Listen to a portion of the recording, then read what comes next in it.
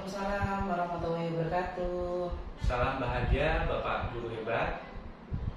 Video pada kali ini adalah video wawancara dalam kegiatan demonstrasi kontekstual modul 3.1. Nah, pada hari ini saya akan mewawancarai Kepala Sekolah SMP Negeri 11 Tanjung Pinang. Ibu boleh perkenalkan dirinya, Ibu? Baik, terima kasih Pak Sugianto. Salam kenal. Assalamualaikum warahmatullahi wabarakatuh. Perkenalkan, saya Nur Faiza, Kepala SMP Negeri 11 Tanjung Pinang. Iya, oke Ibu, terima kasih waktunya karena telah menerima saya hadir di Siap. sini. Mau wawancara ya? Boleh, siap. Nah, Ibu, adapun yang ingin saya wawancarai itu adalah hal-hal tentang dilema etika dan rujukan moral. Nah, selama Ibu menjadi kepala sekolah, pasti banyak sekali terjadi masalah atau banyak timbul permasalahan baik dari siswa, wali murid, bahkan guru. Nah, Ibu melihat banyaknya kasus tersebut, bagaimana cara Ibu mengidentifikasi kasus ini masuk kasus dilema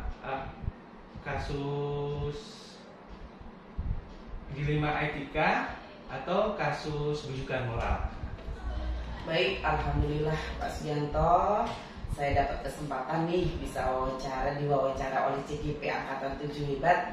Semoga kali ini kegiatan kita bermanfaat. Tadi Pak Sugianto bertanya tentang ada nggak bagaimana cara saya mengidentifikasi. Jujur, dalam menjalankan tugas sebagai kepala sekolah pasti ada namanya permasalahan, kasus, problem itu pasti ada. Bagaimana cara saya mengidentifikasi? Yang pertama, saya itu memilah-milah dulu. Memilah-milah, oh kasus ini ringan, sedang, berat. Kategori dia dilema atau rujukan moral itu nanti bagaimana cara saya menyelesaikan. Jadi awal mula saya pilih-pilih. Pertama, contoh, ada kasus namanya kebetulan SMP 11 itu memiliki siswa 446 siswa dengan berbagai macam karakter, dan guru yang tersedia pun itu kalau dibilang mencukupi tidak, tapi kalau dibilang tidak ya bisa. Artinya sebetulnya kami masih memerlukan tambahan guru, tapi tidak terlalu banyak, bisalah kami atasi. Dari guru yang hanya 22 sekarang dengan siswa 446, itu masih ada beberapa permasalahan. Salah satu contohnya kayak masalah siswa. Jadi ada siswa yang dia tidak memiliki minat untuk melanjutkan pendidikan. Kategorinya kalau zaman dulu dibilang dia tuh gak sekolah lagi. Di kurikulum Merdeka, di pembelajaran kita, sekarang kan kita harus mengajak untuk wajib 9 tahun. Jadi saya anggap anak yang minatnya tidak mau sekolah lagi itu merupakan sebuah kasus. Nah, itu bisa masuk ke dilema etika, bisa masuk ke rujukan moral.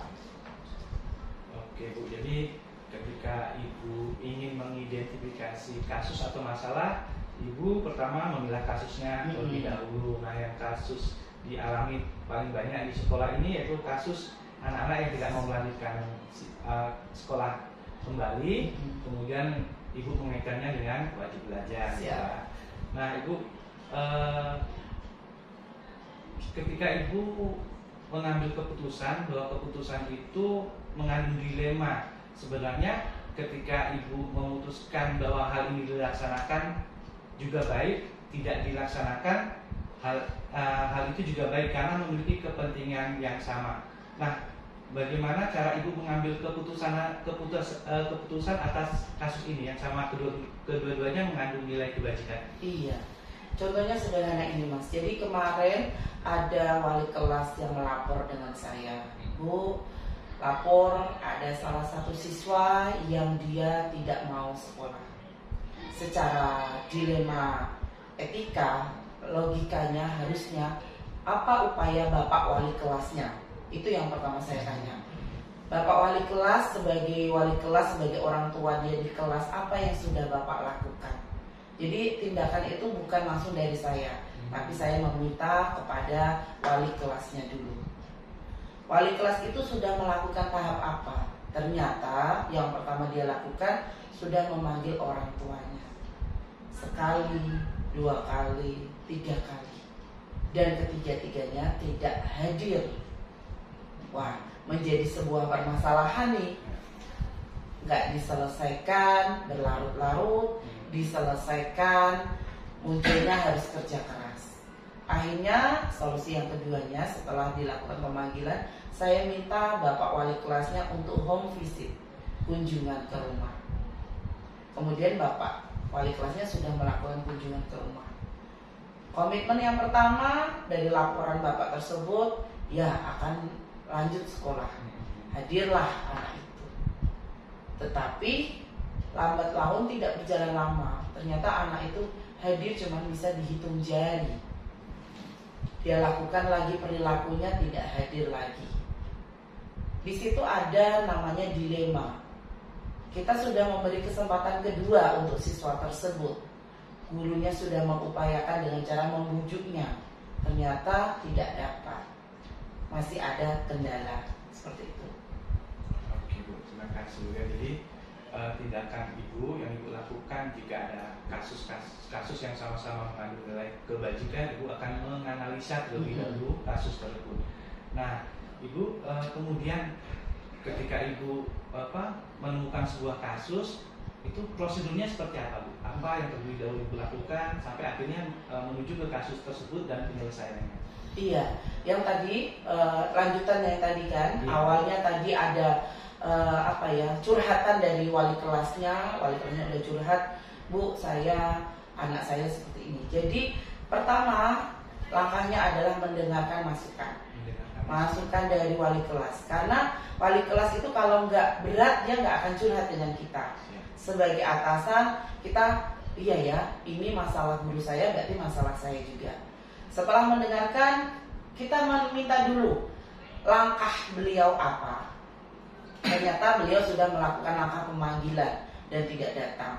Langkah berikutnya beliau sudah home visit. Anak itu datang tetapi tidak konsisten. Ini menjadi sebuah permasalahan lagi.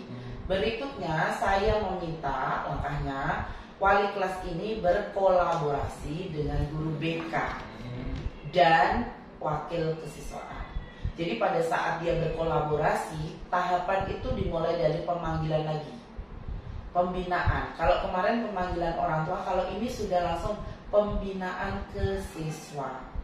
Jadi siswanya itu diberi masukan, diberi motivasi, tidak hanya dari wali kelas, tapi dari guru BK, kemudian boleh langsung dengan wakil kesiswaan. Seperti itu Pak langkahnya. Tujuannya cuma satu, supaya anak ini termotivasi kembali.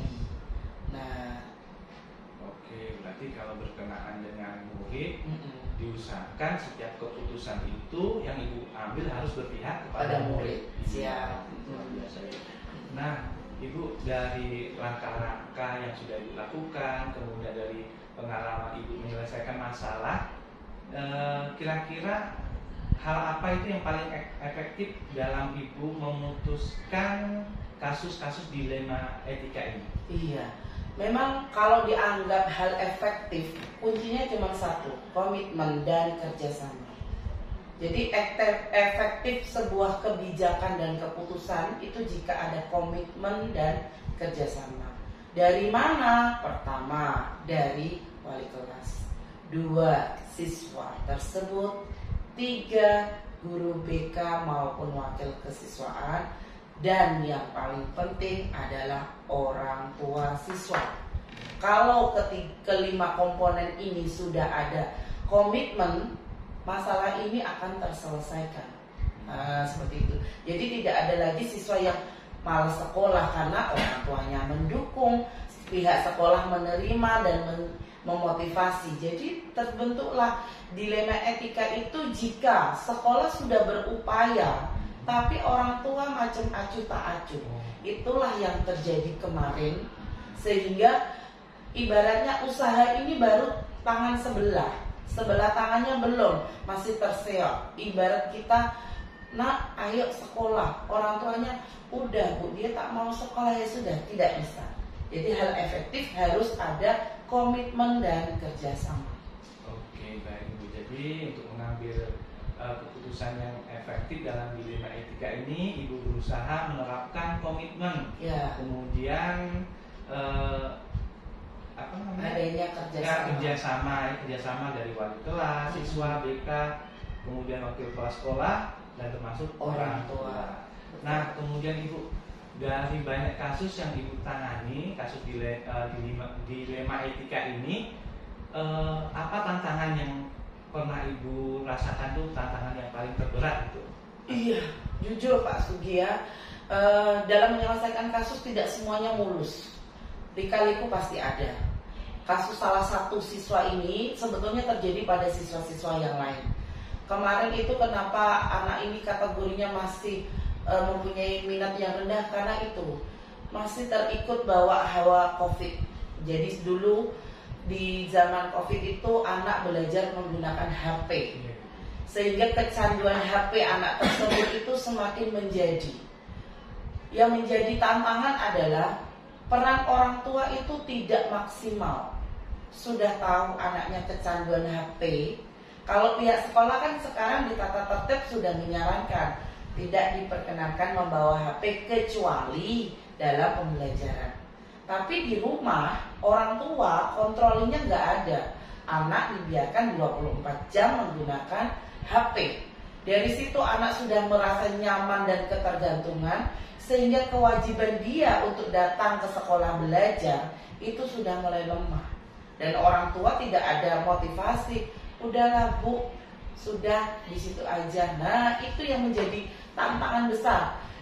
Ibarat kita mendorong sebuah mobil, dorongannya hanya satu tangan dari pihak sekolah. Kalau dorongan ini dua tangan, yakin dan percaya anak itu bisa maju. Nah, seperti itu Pak tantangannya. Jadi tantangan terberat Ibu ini dirasakan setelah COVID, orang tua tidak komitmen ya, kontrol. Tidak kontrol, orang tua itu tidak maksimal, sehingga anak-anak kendor belajarnya itu ya. Nah Ibu, dalam menangani kasus ya kan, biasanya ada yang kasus itu kan bisa saja tidak terduga terjadinya kan Bu. Jadi apakah Ibu mengantisipasi kasus itu, hal ini akan terjadi, atau Ibu membuat jadwal untuk memberi arahan atau bagaimana Bu, sehingga dilema etika ini bisa diminimalisir di sekolah ini? Iya, jujur ya Pak, kalau untuk kasus-kasus sebetulnya kita ada jadwal pertemuan. Sebetulnya pertemuan itu tidak hanya membahas tentang kasus, tapi kita namanya ada rapat rutin. Di rapat rutin itulah saya biasa melakukan evaluasi terhadap wali kelas, salah satunya kehadiran peserta didik. Jadi itu sudah terjadwal untuk pertemuan evaluasi dengan wali kelas. Nah, kalau untuk penyelesaian masalah kasus, biasanya itu kondisional, urgensi. Dari hasil evaluasi dengan wali kelas yang rutin, di situ muncullah nama-nama siswa yang memiliki kendala. Salah satunya siswa yang tadi tak punya minat belajar. Disitulah saya langsung memilih, Pak, yang ini segera diselesaikan. Maka tadi langkahnya, wali kelas harus panggil orang tua, kunjungan ke rumah, melakukan pembinaan. Nah, jadi jadwalnya itu disesuaikan dengan kasus yang akan diselesaikan. Salah satunya gitu. Memang tidak bisa kita batasi waktu, misalkan masalah ini selesai seminggu, nggak bisa. Kadang orang tua itu kita udah datang ke rumah, orang tua tak ada, minggu depannya lagi kita datang lagi, seperti itulah. Jadi kondisional Pak. Jadi Ibu karena melihat seringnya kasus yang muncul, maka Ibu akan melakukan pembinaan, mengantisipasi untuk kasus-kasus tersebut. Betul. Namun untuk kasus yang urgen atau tiba-tiba terjadi tidak terduga itu kondisional penyelesaiannya. Seketika itu langsung. Siap. Nah Ibu, Nah, ketika ibu menyelesaikan permasalahan, tentu ada orang-orang yang mempermudah atau ada faktor-faktor yang mempermudah ibu menyelesaikan kasus dilema etika ini. Nah, ibu bisa ceritakan seperti apa itu? Iya, biasanya Pak Sugi pengalaman ya, kalau kita menyelesaikan kasus memang tidak bisa face to face langsung. Siswanya, nah kamu besok sekolah nggak bisa. Itu perlu tahapan dan perlu kerjasama. Siapa saja yang terlibat dalam orang itu yang saya minta bantu, pasti wali kelasnya itu tersebut. Wali kelas adalah juru kunci, peran pertama pemegang siswa. Kalau saya kan hanya menugaskan. Setelah wali kelas itu mampu membujuk atau tidak mampu membujuk, dia wajib mencari kolaborasi yang lain. Nah, disitulah ada peran wakil kesiswaan. Dia sangat berperan. Guru BK. Di situ punya ilmu sehingga bisa memotivasi siswa. Pada saat siswa itu udah termotivasi, tinggal yang terakhir adalah orang tua. Jadi didikan itu bukan hanya kita mendidik anaknya, tapi juga memberi masukan kepada orang tua. Tatkala orang tua itu sudah paham pendidikan itu penting, maka dia akan mendorong anaknya untuk kembali belajar. Tapi kalau kita udah bisa mendorong anak, orang tuanya nggak dapat kita beri masukan, itu yang membuat lemah. Tapi yakin dan percaya, zaman sekarang kalau orang tua itu mau diberi masukan, bisa. Kembali lagi ke orang tuanya. Jadi mendidik siswa itu bukan hanya pure mengajar, dapat ilmu, nilai, tapi sampai ke orang tuanya. Maka ada yang namanya pendidikan keluarga.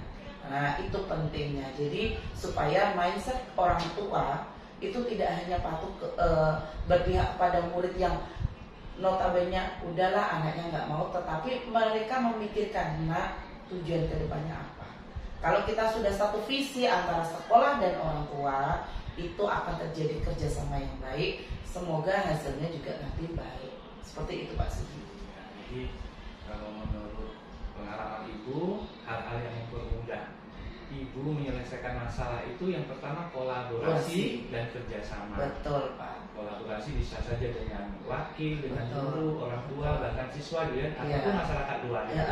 Kemudian juga harus ada kerjasama semua pihak. Nah, ibu ini yang terakhir nih, pertanyaan terakhir, karena dari tadi saya juga banyak mendapatkan ilmu dari ibu. Nah, dari pengalaman-pengalaman ibu selama ini menyelesaikan kasus atau menjadi pemimpin, kira-kira pesan apa yang akan ibu sampaikan ke saya sebagai calon guru penggerak angkatan ke-7? Baik, ada beberapa hal yang ingin saya sampaikan Pak Sugianto. Dalam pendidikan guru penggerak itu kan banyak ilmu ya. Sebetulnya itu ada, sudah kita lakukan, tapi belum kita kuatkan. Ibarat benang itu masih garis, tapi nanti kalau Bapak sudah menyelesaikan ini, Bapak akan menjadi garisan itu akan menjadi sebuah garis tebal. Jadi ini adalah proses penebalan. Satu hal, kita bisa melaksanakan mengambil keputusan dari sebuah kasus yang dilema itu, gak bisa kita putuskan sendiri. Perlu adanya masukan. Maka kenapa harus ada tugas demonstrasi? Karena kita harus menerima masukan orang lain. Nah, di sini Bapak sudah belajar. Tuh, jadi menerima masukan. Dua, kita harus mampu berkolaborasi. Kolaborasi dalam hal apapun. Pengembangan, inovasi, kerjasama, sampai ke dalam penyelesaian hal yang dianggap, oh iya ya ini kalau aku selesaikan sendiri bisa, tapi lebih bagus kalau kita kolaborasikan, sehingga pikiran satu orang dengan dua orang itu akan lebih kreatif. Seperti itu. Yang terakhir memang harus ada sebuah komitmen. Nah, komitmen itulah yang menjadikan CGP Angkatan 7, salah satunya Pak Sugi, itu akan menjadi fokus. Oh ya, saya dapat ilmu, saya coba praktekkan, saya terapkan, dan saya akan ajak yang lainnya. Karena Bapak sudah mengalami. Sehingga yang kita diskusikan ini bukan hanya sekedar bualan, tetapi ini sebagai, oh ya ilmu. Saya sudah dapat teorinya, saya praktekkan, kedepannya saya akan laksanakan. Nah, seperti itu Pak Sugi. Semoga kedepannya lancar dan baik ya Pak Sugi. Oke, terima kasih Ibu. Jadi pesan Ibu kepada saya harus harus terbuka sebagai seorang guru, kemudian saya harus mampu berkolaborasi dengan siapapun, kemudian saya harus punya komitmen. Oke Bu Nur, terima kasih atas nasihatnya, terima kasih atas berbagi pengalamannya. Nah, insya Allah akan saya terapkan. Nah, Bu Nur, sekali lagi terima kasih waktunya. Saya mohon pamit. Mungkin saya akan ke sekolah lain lagi untuk wawancara kalau sekolah lain. Terima kasih Bu Nur ya. Siap, semangat Pak Sugi. Oke, Bapak guru hebat. Demikian wawancara saya dengan Ibu Kepala Sekolah SMP Negeri 11 Tanjung Pinang, Ibu Nur Faizah SPD. Semoga video ini bisa bermanfaat bagi saya. Terima kasih. Assalamualaikum warahmatullahi wabarakatuh. Waalaikumsalam warahmatullahi wabarakatuh. Assalamualaikum warahmatullahi wabarakatuh. Waalaikumsalam warahmatullahi wabarakatuh. Bapak guru hebat, kali ini saya akan melakukan wawancara kembali dengan seorang kepala sekolah di Kota Tanjung Pinang dalam rangka memenuhi tugas demonstrasi kontekstual. Bapak bisa perkenalkan diri, Pak? Baik, terima kasih atas waktunya. Nama saya Isa Iskandar. Saya sebagai kepala sekolah SLB Negeri 2 Tanjung Pinang siap untuk menjawab pertanyaan-pertanyaan yang telah dipersiapkan oleh guru sebagai nanti guru penggerak. Ya. Pak Iska, terima kasih ya waktunya mau menerima saya untuk bertanya-tanya, meminta nasihat dari Bapak ya Pak ya. Ya. Nah Pak, sebagai seorang kepala sekolah pasti Bapak sering menerima permasalahan yang dalam hal ini seperti dilema etika atau bujukan moral. Nah, dari kasus-kasus ini, bagaimana cara Bapak mengidentifikasi atau mengenali kasus-kasus ini? Ini termasuk dilema etika atau ini bujukan moral? Baik, terkait dengan dilema etika dan bujukan moral, memang sebetulnya itu tidak ada keterkaitannya. Oh, iya. Kemudian dilema etika di mana siswa telah keluar dari jalur moral-moral. Jadi itu yang harus kita lihat betul-betul apakah siswa kita ini dilema etika atau bujukan moral seperti itu. Jadi ketika Bapak mengidentifikasi, lihat dulu kasusnya Pak ya. Iya, betul. Tidak langsung memvonis ini. Tidak. Ya. Nah kemudian Pak, jika ada kasus yang akan Bapak putuskan ya, atau Bapak ingin memutuskan sesuatu yang sama-sama baiknya, sama-sama bajiknya, sama-sama bijaknya. Nah, kira-kira bagaimana cara Bapak memutuskannya? Dengan dua hal tersebut sama-sama baiknya, umpamanya kalau pokoknya tidak ada permasalahan, tapi sama-sama baiknya gitu Pak. Baik, kita tentu memilah dan memilih gitu. di mana kira-kira yang harus kita selesaikan.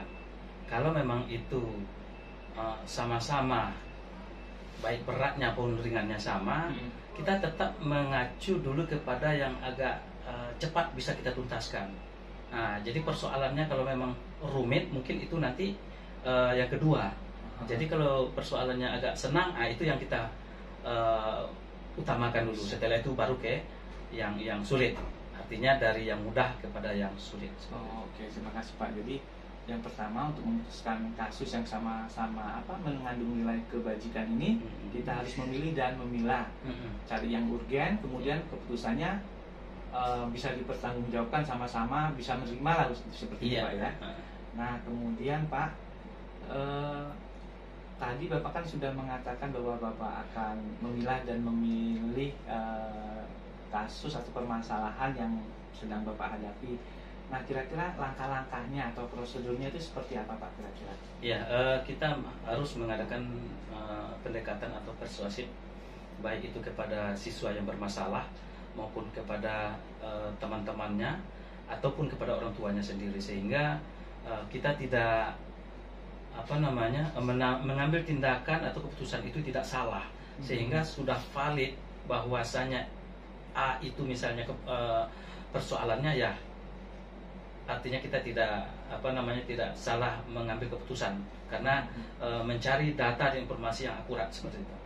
Oke, yang pertama pendekatan Bapak itu pendekatan persuasif Pak ya? Iya. Baik kepada teman, siswa, kepada temannya, kemudian kepada orang tuanya. Berarti Bapak menginvestigasi, menganalisis kasus itu dulu Pak ya? Betul. Nah, jangan sampai salah mengambil keputusan. Baik Pak, nah kemudian selama ini Bapak sudah banyak menangani kasus, baik kasus yang berat maupun yang ringan. Nah, yang paling efektif, cara yang paling efektif itu apa yang menurut Bapak? Memang kalau untuk merubah sesuatu hal yang sudah terbiasa dilakukan oleh siswa, itu memang agak susah kiranya kita, padahal persoalan ini harus diatasi dengan cepat. Padahal kalau secara cepat tidak mungkin, kan seperti itu. Iya, Pak. Nah, itulah mungkin kendalanya. Tapi kalau kita punya durasi waktu yang cukup untuk mengatasi masalah itu lebih baik. Namun demikian, kita sebagai seorang kepala sekolah ya harus mengambil tindakan tepat, cepat, dan akurat seperti itu. Oke Bapak, jadi kalau menurut Bapak yang sangat efektif itu jika suatu kasus atau masalah kita lakukan tindakan yang cepat dengan cara yang tepat dan keputusan yang bijaksana, betul Pak ya? Betul Pak. Nah, berikutnya kira-kira Pak dalam mengambil keputusan ada nggak tantangannya Pak? Umpamanya ada pihak yang dirugikan terus tiba-tiba Bapak dapat WA atau apa seperti apa gitu, ada tidak Pak? Iya pasti. Sebab apapun bentuk persoalan, tentu kita dan orang lain pun tidak sama persepsinya. Dan kemudian orang yang mengomentari itu dia tidak tahu akar permasalahannya.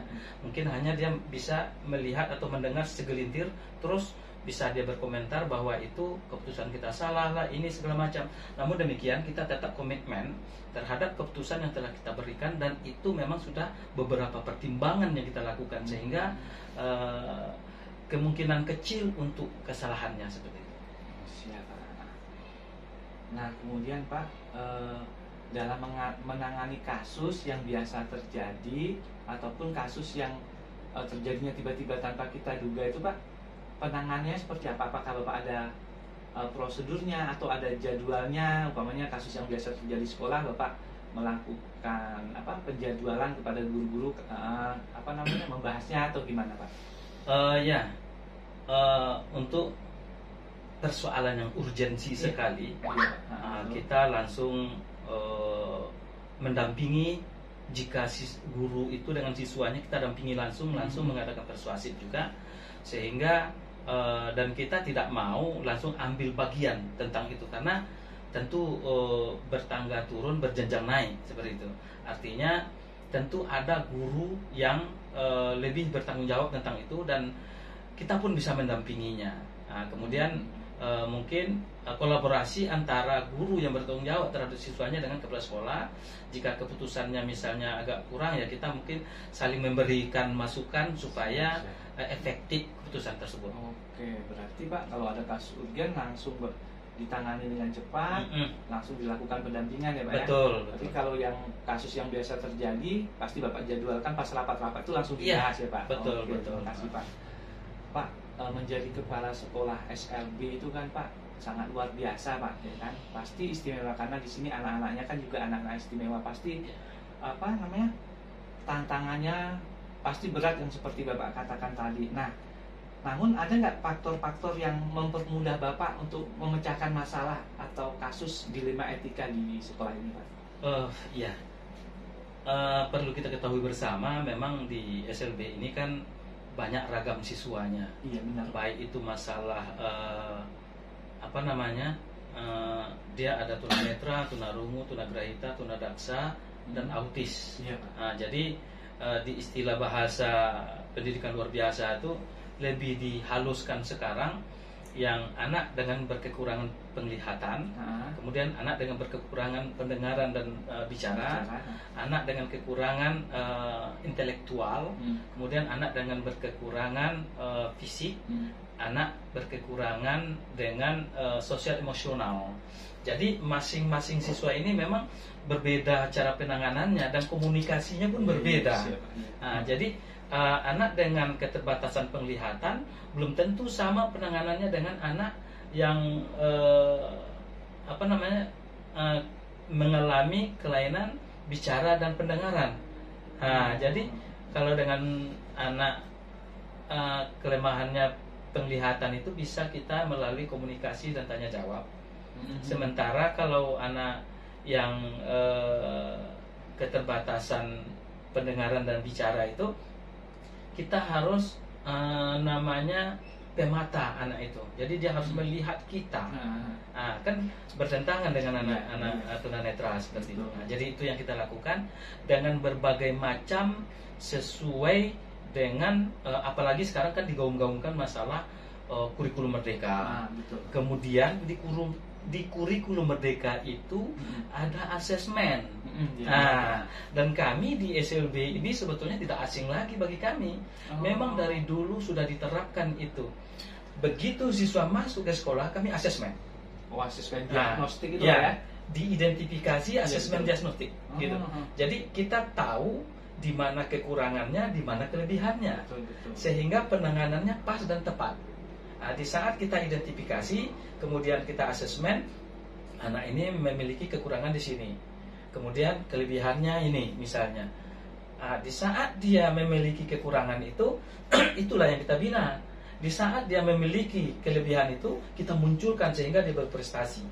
Itu yang kita lakukan untuk semua jenjang siswa. Berarti untuk mempermudah memecahkan permasalahan Bapak, yang pertama di sekolah ini sudah sejak lama menerapkan pembelajaran berdiferensiasi ya Pak? Ya, berdiferensiasi. Jadi segala sesuatu keputusan Bapak pasti harus berpihak kepada murid yang diutamakan gitu Pak. Ya. Jadi sebelum timbul kurikulum merdeka pun Bapak sudah melakukan. Sudah.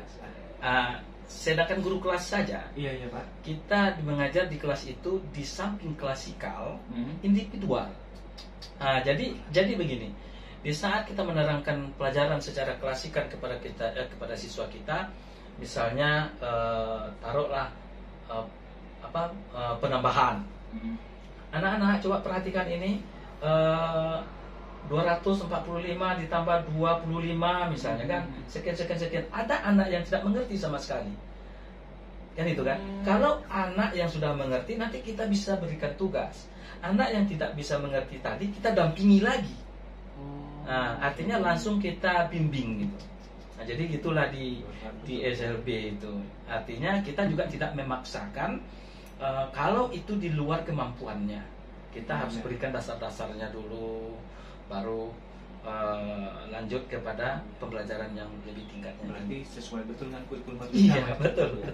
Nah Pak, ini yang terakhir, dari tadi kan Bapak sudah berbagi pengalaman, termasuk memberi masukan dan nasihat kepada saya. Nah Pak, dari pengalaman Bapak selama menjadi kepala sekolah, sebelum menjadi kepala sekolah Bapak juga mungkin sekarang masih aktif di Takraw, Pimpong ya Pak, di organisasi-organisasi itu. Kemudian pengalaman Bapak sudah lama menjadi guru. Nah Pak, saya pengen mendapatkan nasihat dari Bapak mengenai pengalaman Bapak ini yang nantinya bisa saya terapkan untuk diri saya, untuk murid-murid saya di sekolah Pak, di SMP 11. Oke, baik. Kita ini adalah guru. Jadi guru itu tetap siap dalam keadaan bagaimanapun. Kemudian kuncinya satu, guru itu harus ditiru oleh siapapun.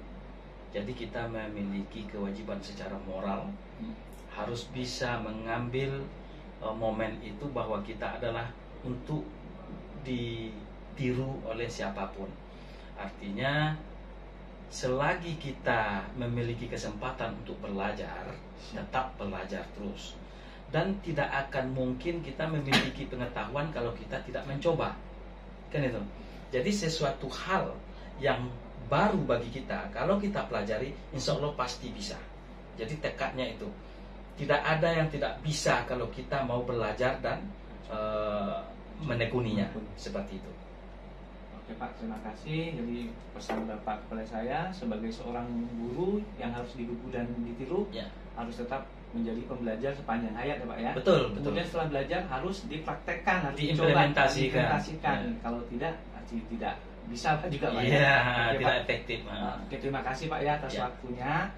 Semoga percakapan ini bisa bermanfaat bagi saya Amin. dan bisa memenuhi tugas saya di kegiatan guru CGP ya Pak ya. Semoga Pak Sugianto dengan mengadakan ini punya pengalaman yang luar biasa. Amin. Kemudian juga nanti dengan kerja keras Bapak, semoga nanti sekarang masih CGP, Amin. semoga nanti lulus menjadi PGP. Amin Pak. Dan program ini memang luar biasa, Ah. dan mungkin Bapak juga setiap harinya harus kontak terus, Iya. baik itu ke narsumnya, Iya, mau betul. mencari referensi, Iya, semuanya betul. harus dituntut. Itulah keunggulannya kurikulum Merdeka ini. Demikian Bapak Guru Hebat, obrolan atau wawancara yang sangat asik. Sebenarnya masih pengen lama ngobrol, cuma mungkin memori HP-nya nanti tidak cukup. Oke, demikian, terima kasih. Assalamualaikum warahmatullahi wabarakatuh. Waalaikumsalam warahmatullahi wabarakatuh. Selamat.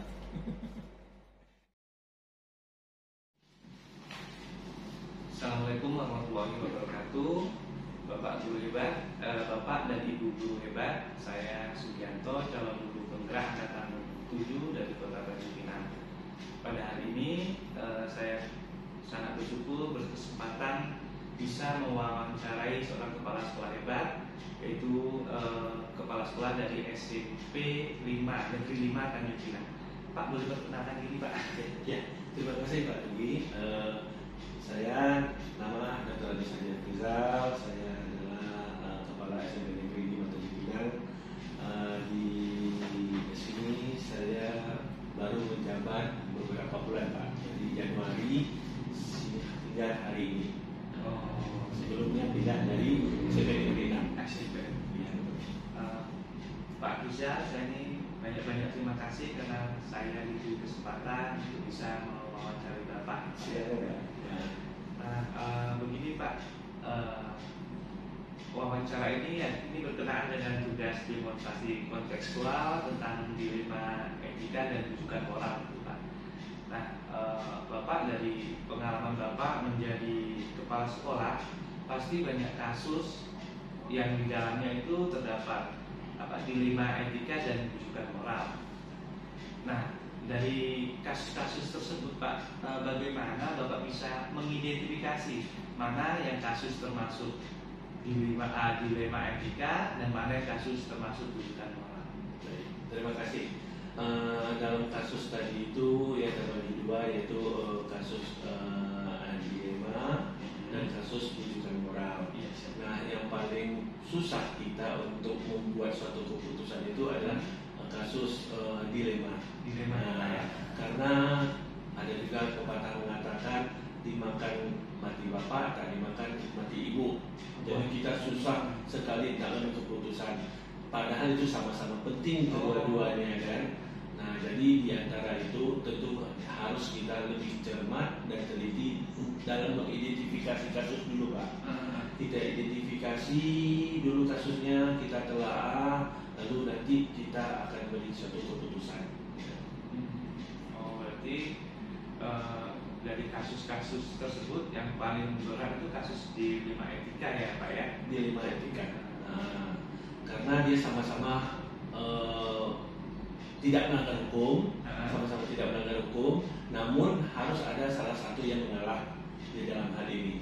Jadi disitulah kita harus mencari, berpikir secara kritis dan mengidentifikasi permasalahan itu secara detail, jangan sampai salah dalam mengambil suatu keputusan.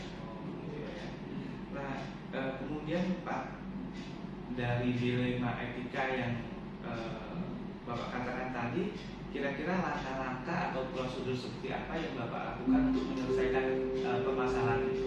Baik, sebuah kasus atau permasalahan tergantung pada besar dan kecilnya. jika kasusnya masih bisa saya masih kecil atau tidak memerlukan pendapat daripada orang lain, mungkin saya akan analisa dan akan saya pikirkan jalan keluarnya. Namun kalau ke kasusnya udah mungkin luas dan besar, tentu saya akan membawa wakil-wakil saya untuk bermusyawarah dalam mengambil suatu keputusan. Karena berprinsip di sini untuk mengambil suatu keputusan dalam mencapai suatu masalah, lebih baik pikiran 2 orang daripada 1, lebih baik pikiran 3 orang daripada 2. Makin banyak yang bermusyawarah, makin banyak masukan-masukan yang kita dengar dari wakil-wakil kita atau orang-orang yang kita anggap percaya bisa membantu kita dalam persoalan ini. Oke Pak, jadi dalam langkah-langkah menangani persoalan tersebut, Bapak menganalisis terlebih dahulu sendiri Pak ya. Benar. Nah, jika masalah tersebut tidak terlalu urgent, penting, tidak ada resiko yang berkepanjangan, Bapak sendiri memutuskan. Tapi kalau akibatnya ini bisa berefek panjang, Bapak akan berkolaborasi dengan wakil, guru, Benar. mungkin bahkan dengan Benar. siswa dan orang tua murid ya Pak. Iya. Oke Pak. Nah kemudian Pak, dari banyak kasus ya, Bapak telah banyak menyelesaikan kasus-kasus yang ini yang terlihat sangat rumit di sekolah. Nah kira-kira yang paling efektif itu cara mengambil keputusannya seperti apa? Dengan apa yang paling efektif? Paling efektif dalam mengambil suatu dalam memecahkan suatu masalah, atau mengambil suatu keputusan, pertama yaitu kita harus mencerna dan berpikir dengan kepala dingin. Kita tidak boleh terikut emosi dalam suatu permasalahan yang dihadapi oleh guru, TU atau murid kita. Harus berpikir, harus berkepala dingin, harus bersikap sabar, namun harus tegas, cepat tindakan kita itu dengan cara tentulah kita harus satu mengidentifikasi tadi Pak, identifikasi masalah itu sedetail-detailnya dan mencari sumber-sumber yang terpercaya terhadap kasus-kasus yang dialami oleh guru atau siswa kita tersebut. Jadi kita tidak boleh serta-merta mengambil suatu keputusan tanpa mencari informasi-informasi yang dianggap penting dan perlu kepada orang lain. Jadi yang paling efektif dalam menangani suatu kasus atau masalah, yang pertama harus dicerna terlebih dahulu Pak ya. Betul. Kemudian harus di cross check kebenarannya.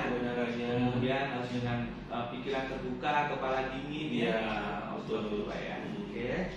Nah kemudian Pak, dari banyak kasus yang Bapak selesaikan, nah tantangan apa adalah yang paling berat, atau adakah tantangan Bapak ketika mengambil keputusan yang mengandung dilema etika ini? Baik, bermula dari sudah dikatakan bahwasanya kalau untuk kasus-kasus kecil itu dianggap itu tidak ada pihak-pihak yang tersakiti, yang tidak suka. Tapi dalam kasus-kasus besar kan kita bawa ke dalam forum untuk mengambil satu keputusan. Nah, bagi nanti pihak-pihak yang tidak setuju dalam kondisi yang sangat kecil, berarti kita kan harus mengikuti suara banyak dalam mengambil suatu keputusan. Jadi itu perlunya musyawarah untuk mencapai bisa memecahkan suatu permasalahan. Musyawarah dan komunikasi yang lancar itu Pak. Berarti tantangan terbesar dalam menyelesaikan masalah ada soal perasaan Pak Ya, betul. Jangan sampai ada pihak yang dirugikan, ada pihak yang disakiti. Iya, betul. Ya, betul. Nah Pak, kan kalau di sekolah masalah kesiswaan itu kan, masalah tentang siswa itu kan muncul kadang-kadang modelnya sama aja. Kemudian ada yang kasus tiba-tiba aja muncul tanpa dibayangkan. Nah, adakah Bapak ini jadwal untuk menyelesaikan masalah, atau menyelesaikannya ketika ada masalah baru diselesaikan, atau seperti apa Pak? Seperti yang kita ketahui, permasalahan itu datang tiba-tiba. Tidak bisa kita jadwalkan permasalahan ini datang hari ini lalu kita selesaikan 1 atau 2 hari ke depan. Itu tidak bisa. Namun di dalam hal ini jika terjadi permasalahan, sesegera mungkin langsung ditindaklanjuti, walaupun di dalam hal itu kita belum mengambil satu keputusan. Nah, ditindaklanjuti dalam hal ini langsung diproses, diidentifikasi dan dicari sumber permasalahan atau akar permasalahan itu dari mana, sehingga nantinya kita menemukan jalan keluarnya. Jadi tidak terjadwal ya, Tidak terjadwal. kasusnya ya. Kasusnya betul. Pas, tapi kalau soal pembinaan itu pas rapat-rapat itu. Iya, kalau untuk pembinaan itu ada jadwal itu pas kita briefing itu kan kita namanya pembinaan kepada semua guru supaya permasalahan tidak terjadi. Tapi kalau yang tadi Bapak katakan itu adalah kapan jadwal dalam pembinaan. Kalau jadwalnya itu memang saya tidak memiliki jadwal, tapi saya akan berusaha sekuat mungkin untuk menyelesaikan kasus dalam waktu yang sesingkat-singkatnya secara cepat, akurat dan bijaksana. Cepat, akurat dan bijaksana. Nah kemudian Pak, jadi adakah orang-orang atau faktor-faktor yang membantu Bapak untuk mempermudah menyelesaikan kasus dilema etika ini? Ya. Terima kasih Pak. Dalam membantu saya di sini ada beberapa orang yang saya anggap percaya atau saya anggap sebagai orang yang bisa membantu saya dalam satu menjalankan tugas, yaitu wakil-wakil saya dan sesuai dengan bidang-bidangnya. Jadi melalui mereka itulah saya sering berkoordinasi dengan mereka dalam memecahkan suatu permasalahan. Kalau masalah tentang pembelajaran PBN, nanti saya akan berkoordinasi dengan wakil kurikulum atau arus kurikulum atau bagian proses pembelajaran. Begitu juga dengan siswa. Kalau dengan siswa itu tentu adanya guru BP, adanya wakil kesiswaan, adanya pembina OSIS. Itulah tangan kanan kita dalam suatu organisasi dalam instansi ini. Jadi ada bagian kurikulum, ada bagian kesiswaan. Jadi Bapak selalu berkolaborasi dengan wakil-wakil dan teman-teman guru yang mendukung Pak ya? Iya betul Pak. Nah, yang terakhir Pak ini dari lamanya Bapak menjadi guru dan sekarang alhamdulillah menjadi kepala sekolah dengan sudah beberapa kali pindah. Nah, saya ini Pak dengan kemudian pengalaman Bapak menyelesaikan setiap masalah, saya ingin mendapat nasihat dari Bapak. Kira-kira pembelajaran apa yang Bapak telah dapatkan dan bisa ditularkan ke saya? Baik, terima kasih. Memang terkadang apa yang kita pelajari di bangku pendidikan atau di bangku perkuliahan itu terkadang tidak kita dapati dalam pengalaman hidup sehari-hari. Contohnya saja dalam menelaah atau memahami sifat dan karakter seseorang. Nah, dalam hal ini kita dalam menilai seseorang jangan langsung serta mengecap orang itu baik atau buruk. Harus ada analisa kita, harus ada perbandingan kita, harus ada penilaian kita dan kriteria-kriteria yang baik itu bagaimana, tidak baik itu bagaimana. Jadi kita kenali dulu seseorang itu luar dalamnya, baru kita bisa mengetahui orang itu bahwa dikategorikan baik atau tidaknya. Nah, satu. Yang kedua, menyelesaikan permasalahan dengan kepala dingin. Nah, menyelesaikan permasalahan dengan kepala dingin ini maksudnya apa Pak? Maksudnya jangan sampai kita selaku pemimpin juga ikut emosi dalam menyelesaikan suatu masalah. Nah, dengannya kita bersabar, dengannya kita itu berkepala dingin dalam menyelesaikan masalah, insya Allah jalan pikiran kita itu akan terbuka. Karena kata dalam agama kita juga, kalau panas dilawan panas itu akan menjadi terbakar. Jadi kalau ada panas itu lawan dengan air supaya dingin gitu. Jadi itulah Pak. Jadi kita harus berkepala dingin, sabar dalam menghadapi suatu cobaan atau permasalahan dan selalu kita untuk introspeksi diri dan selalu untuk meningkatkan kompetensi diri kita supaya kita jangan dicap oleh anggota kita bahwasanya kita adalah pemimpin yang hanya bisa berkuat-kuat saja tanpa bisa memberikan contoh yang realnya kepada bawahan kita. Dan ini tak jauh-jauh sajalah tentang disiplin Pak. Disiplin, kalaulah kita berkuat-kuat menyuruh anggota kita untuk disiplin sementara kita sendiri datangnya tuh suka-suka saja, itu akan mencoreng, akan menjadi bumerang bagi kita sendiri. Kita meminta staf kita, guru kita untuk datang tepat waktu, disiplin dalam bekerja, sementara kita sendiri tidak ada menggambarkan seorang pemimpin yang disiplin. Itu salah satu contoh disiplin. Belum lagi contoh-contoh lain. Banyak sekali Pak, kita sebagai kepala sekolah ini selalu dipantau dari segala penjuru mata angin, dari guru kita sendiri, dari karyawan TU, dari murid, dari wali murid, dari dinas pendidikan, dari komite, semuanya tertuju pada kita Pak. Jadi setiap langkah yang kita laksanakan itu haruslah berhati-hati dan sesuai dengan jalur yang sudah ditetapkan. Dan jangan sampai lupa selalu berkoordinasi kepada atasan kita atau berkoordinasi dengan wakil-wakil kita supaya komunikasi itu lancar, jangan dipendam sendiri. Itu saja Pak. Terima kasih Pak ya, sangat panjang nasihatnya. Dari kita harus jangan menilai seseorang dari kulitnya saja ya, tampilan saja, tapi selami dalami, kemudian dalam menerima berita jangan separuh, bekerja menghadapi masalah dengan kepala dingin ya Pak ya, betul. Kemudian terus belajar, dan terakhir jadilah role model ya Pak ya, supaya jadi pemimpin itu jangan cuma berkualitas saja. Iya betul. Oke, terima kasih banyak Pak atas waktunya dan nasihatnya. Sama-sama. Semoga lain kali kita bisa ketemu lagi Pak ya. Insyaallah.